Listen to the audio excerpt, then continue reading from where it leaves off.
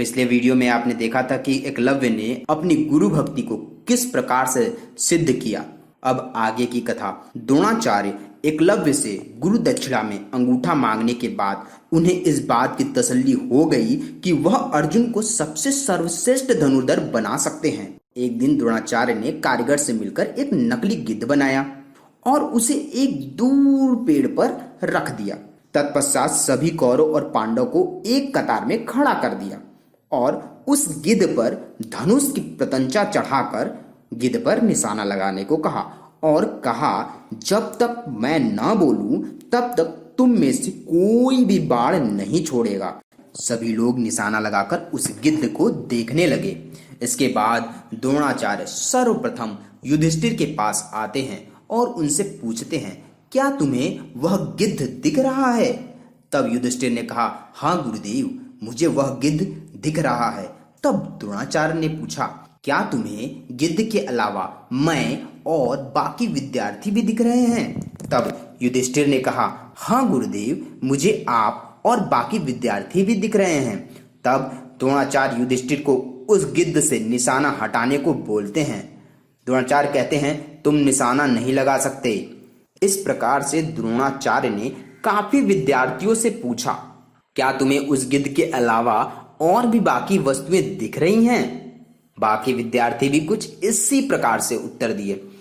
कुछ को गिद्ध के साथ पेड़ भी दिख रहा था, तो कुछ को गिद्ध के साथ साथ गुरुदेव और बाकी विद्यार्थी भी दिख रहे थे, तो कुछ को तमाम वस्तुएं आसपास में दिखाई दे रही थी।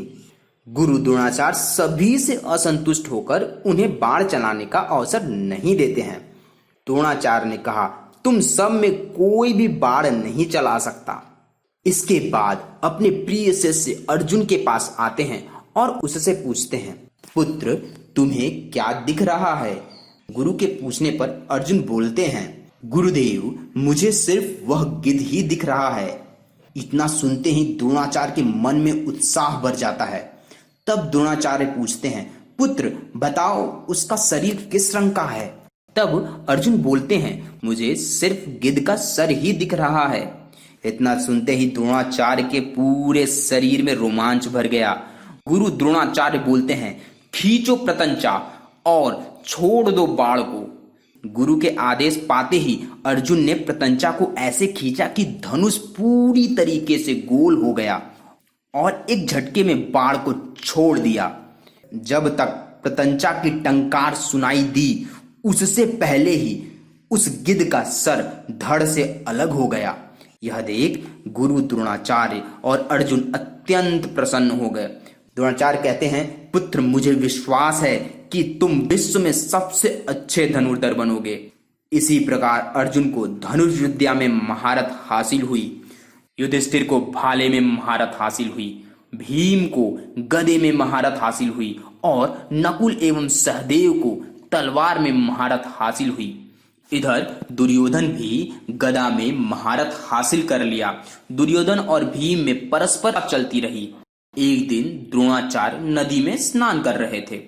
स्नान करने के दौरान एक मगरमच्छ ने उनके पैर को झटपट पकड़ लिया। तभी द्रोणाचार्य सभी खड़े विद्यार्थी को देखकर सहायता के लिए आवाज लगाते हैं, परंतु सभी विद्यार्थी वहां पर स्तब्ध होकर खड़े रह गए और वहीं पर खड़े अर्जुन ने एक के बाद एक 5 बाण मगरमच्छ को दे मारा। मगरमच्छ तुरंत द्रोणाचार्य के पैर को छोड़कर अपना प्राण त्याग देता है। वहां पर खड़े सभी स्तब्ध विद्यार्थी आश्चर्यचकित होकर देखते रह गए। अर्जुन की यह स्फूर्ति देख द्रोणाचार्य बहुत ही प्रफुल्लित हो गए और अर्जुन से कहते हैं, पुत्र, मैं आज तुमको ब्रह्मास्त्र की विद्या दे रहा हूं। तुम इसे धारण करने लायक हो, परंतु इसे तुम्हें सीखने से पहले कुछ चीजों का ध्यान अवश्य रखना होगा। तुम ब्रह्मास्त्र को उन्हीं पर चलाना जो इसके योग्य हों, जिनके अंदर इतना सामर्थ्य हो जो कि इस ब्रह्मास्त्र की शक्ति को झेल सके। अगर तुम साधारण मनुष्य पर इसे चला दोगे तब इस सृष्टि का सर्वनाश निश्चित है। इसलिए इस ब्रह्मास्त्र को समर्थवान व्यक्ति पर ही चलाना। और इस प्रकार से द्रोणाचार्य ने ब्रह्मास्त्र की विद्या अर्जुन को प्रदान की। इस कथा में इतना ही। अगली वीडियो में हम सभी राजकुमारों की प्रतिभा को देखेंगे। दोस्तों, आपको हमारा वीडियो कैसा लग रहा है आप हमें अवश्य बताएं।